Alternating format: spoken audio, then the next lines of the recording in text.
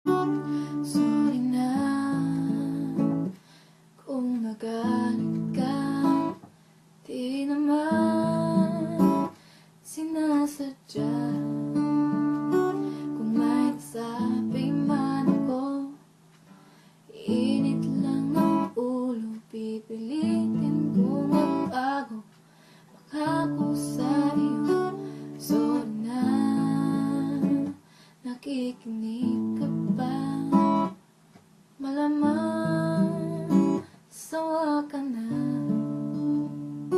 sa ugali kong ito.